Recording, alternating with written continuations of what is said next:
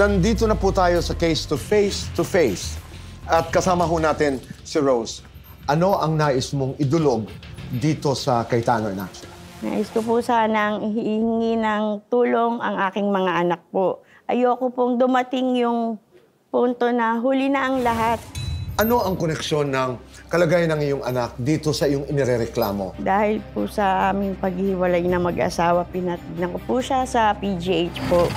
Ayon po dun sa doktor na tumingin sa kanya, resulta po ng family problem po. Ano ba ang problema ng inyong paghihiwalay ni Omar? Bali, kasi po taon-taon, yun po yung lagi naming nagiging problema, yung pagkakaroon niya ng babae po. Uy, may babae ka daw. Kasinungalingan yan. Ikaw ang lalaki, hindi ako. Hanggang ngayon kasama mo. Ilang taon po kaming nagsama, 22 years po.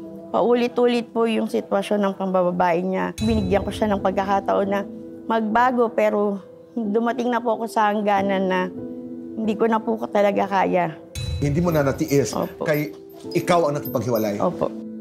Bali, inanuhan ko po siya noon na kalimutan namin lahat, mag-umpisa kami ulit. Pero ganun pa rin po. So bago kayo maghiwalay, sinabi mo pa rin sa kanya na pwede naman nating subukan ulit. Tapos ang ginawa niyang kwento, sira na daw po yung ulo ko. Nagagalit ako ng walang dahilan. Tito Boy, tama po ba yun? Anong sinasabi ng mga anak ninyo? Paulit-ulit na lang daw po ko sa pagsasabi sa kanila nung gano'n na alam na daw po nila yung totoong nangyari. Nagpapanaman po daw talaga na. Pero ang po nun, yung nakatanim sa isip ng mga anak ko. Ako po yung lagi niya pinalalabas na masama, Tito Boy. Ano ang naging mitsa, ika nga, ng inyong relasyon? After 22 years, nagdesisyon kayo, Rose, na ayoko na. Kasi po, bilang isang babae, yung inaayusan niya na ako ng respeto. Kumbaga, kahit na ayaw kong pumayag sa kanya, pipilitin niya ako kahit gising yung mga anak ko, Tito Boy. Para makipagtalik? Opo. Walang sinasabi ni Omar ay ikaw daw ang may lalaki. Hindi ko po alam sa kanya, lagi po yun yung bintang niya sa akin. Kahit wala po, nananakit po kasi siya. Sinasaktan ka ba ni Omar? Opo. Gaano kalala ang pananakit na ginagawa niya? Bali, nung New Year po noon, meron po akong bukol. Saan? Sa ulo po. So sa 22 years na inyong pagsasama, paulit-ulit yun? Opo. Yung pananakit? Opo. Na pisikal? Opo. Nasaktan kita kasi ng lalaki ka. So inaamin mo na Oo, nasaktan sir. siya. Okay. Eh kung siya iba, baka pinatay na siya eh. Yung pambababae? Opo. Paulit-ulit yun? O Opo. may permanenteng babae? Paiba-iba po. Okay. Yung sinasabi naman ni Omar na ikaw'y nagsusugal. Sa totoo lang, Tito Boy, dala na ng dami ng sakit, sama ng loob na dinadanas ko. Nililibang ko na lang po yung sarili ko. Sandalian lang po yun. Anong sugal ito? Tongits po. So, ikaw'y dumudulog dito dahil ito may kinalaman sa sustento. Sustento po para sa mga anak ko. At saka po, hindi na po kailangan ng mga anak ko at ng mga kapatid ko na mag-chat sa kanya or mag-text na may pasok na kinabukasan. At isa pa pong inaano ko, buhay pa po siya. Sana po maramdaman pa siya ng mga anak ko. Nagpasko, bagong taon, birthday ng mga anak ko. Hindi po siya nakakasama ng mga anak ko. Kahit po silipin, wala na po talaga. Maglaanan niya lang po ng sapat na panahon yung mga anak ko. Kasi po parang buhay pa siya pero hindi na po siya nararamdaman talaga ng mga anak ko. Para po huli lang, labas na po yung mga anak ko, Tito Boy. Ikaw ba'y, Rose, may kinakasama na rin? Opo. Pero kasama po namin sa bahay lahat po ng mga anak ko. So, kayo'y nakarating na sa barangay, kayo'y nakarating na sa DSWD. Opo. Ano ang mga napagkasunduan ninyo ni Omar? Na magbibigay po siya ng ng buwanang sustento po sa mga anak. May amount ba? Opo. Magkano ang sinabi ng barangay? Nung sa barangay po nila, 3,000. Pero siya po yung nag-declare ng price po. Siya ang nagsabi ng 3,000. Samantala sa DSWD? Siya po yung nagsabi na 5,000, kaya niya pong ibigay. So ano ang nangyari? Nagbigay ba ng 3,000 o ng 5,000? Wala po. Sustentado ko yung anak ko, tapos sasabihin niya, hindi ako nagsusustento. Kalokohan yun. So bale, pagkatapos yung magkasundo, walang naibigay kahit Wala po. 100, 200? Wala po. Sa totoo lang po, Tito Boy, takot siya na makapag-usap kaming dalawa o magkaroon kami ng komunikasyon. Dahil aawayin po siya nung kinakasama niya. Na dapat po, wala naman na kaming dapat pag-awayan dahil parehas na po kaming may kinakasama. Kung talaga pong ang layunin naming parehas para sa kinabukasan ng mga anak namin, dapat magtulungan po kami. Mamaya ay makakaharap natin si Kuya Alan at sana'y ang aking dasal ay maayos kayo ni Omar.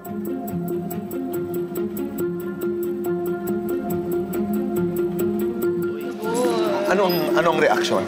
Lahat nga po ng sinasabi ni ate, talagang ino-oppose ni kuya. Nagbibigay raw po siya ng sustento. Nagbibigay? Ang Yes. una raw po talagang nanlalaki si ate. Si ate. Doon na daw po siya tumira, doon sa lalaki. Natatakot siyang bigyan ng sustento dahil baka ipangsugal at nagdodroga daw si ate. Pero ang usapan naman daw nila sa DSWD at sa barangay ay doon sa panganay na anak na ibibigay. Opo, at So, nangyari ano? naman daw yun. Nagsusustento raw po si kuya. Araw-araw daw po yung pambaon. Alright. Magandang gabi, Omar. Magandang gabi po. Oo, maraming Ito ba salamat. Omar, narinig mo yung sinabi ni Rose. Ano ang nais mong sabihin? Opo, naamin ko, nasaktan ko siya kasi nanlalaki na po siya eh. 2 beses na po siya nanlalaki, hindi lang po ngayon. Kasi sabi niya, ikaw ang nahuli. Wala po akong babae. 2004, may lalaki na yan. Kailan kayo nagsama? 98 ka lang. Oh. Eh di, tinanggap ko po uli yan. Kasi may mga anak kami. Tapos po, ito na yung huli. Papasok ang 2020. Inutusan ko lang po bumili ng bigas yan para po yun sa pambaong ko kinabukasan. Hindi na po yan bumalik. Hindi bumalik? Gaano katagal? Matagal po nawala yan, kulang 1 buwan o 1 month eh. Sumama na rin sa lalaki. Kasi pinagyayabang niya rin sa amin, yung mga bisyo niya, sinusustentuhan daw siya ng lalaki, pang sugal, pang drugs. Doon na kayo naghiwalay. Opo, nakita ko po yan nung gabi, pumunta sa bahay. Doon ko siya nasaktan ulit. After a month na po yun. Umuwi siya sa bahay. Kahit galit pa sa akin. Ako na yung pinapalayas. Yung pala, yung lalaki niya ngayon, hanggang ngayon, doon na nakatira sa bahay namin dati. Kasama niya po yung lalaki niya eh. Totoo ba yun? Totoo ba yun? Totoo talaga. Ngayon, siya yung hindi mapakali, pina-DSW din niya ako. Umatin po ako. Ang usapan namin doon, 2,000 or 2,500. Ikaw daw ang nagsasabi ng presyo, ng Opo, amount. kasi po yun lang po yung kaya ko pong kain. Pero wala ka raw ibinigay kahit 5, Ito kahit nga piso. po, bawat pasok ng bata, isang bata, 100. 3 po yan. Di 300 a day.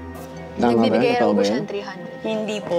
Sabi pa niya, lagpas-lagpas daw Hindi sa po. napag-usapan sa DSWD. Hindi totoo. Sa 5 araw na lang po, 1,500. So 1,500 a week, bali 6,000 a month. Apo, minsan po, pumapalya ako. Siyempre, wala rin naman po akong biyahe minsan. Pero maganda raw ang trabaho mo dahil maliban doon sa pagmamaneho, meron ka raw van na minamaneho. Bumabiyahe po ako ng van. Kasi po, inaano ko, tutok po ako sa biyahe ng ganyan. Kasi po, yung mga anak ko, hindi naman niya pinapakain, sir eh. Eh, Kuya Boy, kahit po anong tanongin niyo yung mga bata, saka po nakakita, 15 years old, papalayasin mo ng bahay. Hinahatid doon sa bahay ng mama ko, dala-dala yung gamit. Pati yung mga notebook, libro. Anak mo yan, palalayasin mo sa loob ng bahay mo yan, tapos ititira mo yung lalaki mo. Pero sinasabi niyang oras lang at panahon, lalo na doon sa pang-apat niyong anak na medyo masama niyang tinanggap yung paghihiwalay. Ano ang side of the story mo dyan? Nakakausap ko naman po yung bata. Okay naman ang bata? Opo. Ito po ang sinabi niya sa akin na bago po ako pumunta rito. Sige lang, sinong nagsabi? Ito po yung anak kong sinasabi niya yung Anong sinasabi ng anak mo? Huwag ka na po masyadong mag-isip sa mga ginagawa ni Mama. Alam mo naman po sa sarili mo yung mga nagawa mo sa sakripisyo sa amin. At alam naman din po namin yun. Hindi naman po kami bata para hindi lubos maisip yung mga nangyayari sa paligid namin. Lalong-lalo na po yung ginawa ni Mama, kahit naman po ireklamo kanya. Pag tinanong kami at mga tita namin, alam nila kung ano ang totoo. At lalong-lalo na po ako, alam ko po yan. Wala po akong kinakampihan, pero talagang simula po nung naghiwalay kayo, ikaw at sila tita po talaga ang madalas magbigay ng baon at pang-project and another expenses namin. Nakapagbigay siya pero bilang lang sa daliri, kaya wag dapat ikabahala. May stress ka lang po. Ito yung pang-apat na anak niyo? Opo, nung nalaman niya po na nirereklamo na naman po ako ng mama nila. Binibigyan mo ba ng oras at panahon ng iyong mga anak? Nabibigyan ko po kaso bihira po kasi po busy po ako sa pagpasok. Kasi po para rin naman po sa kanila yun eh. Pero sinisiguro mo ba na pag kailangan ka ng mga anak mo, naroon ka? Nandun po ako. Mas sobra pa po doon sa amount na sinabi ko. Ang ibinibigay mo? Okay. Hindi ko lang po pinapadaan sa kanya yung pera kasi po gusto niya sa hawak eh. May mga pagkakataon daw nung kayo nagsasama, kahit ayaw niya makipagtalik, pinipilit mo. Ginawa ko isang beses yun, sinusubukan ko siya kasi may lalaki na siya. Doon ko siya nahuhuli.